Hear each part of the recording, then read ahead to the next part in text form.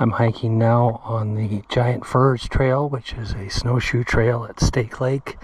I'm going to go over to the Marsh Trail and then finish back on loop on the ski trails. I've paddled around Stake Lake twice, and that took about an hour, and this hike will take about an hour too.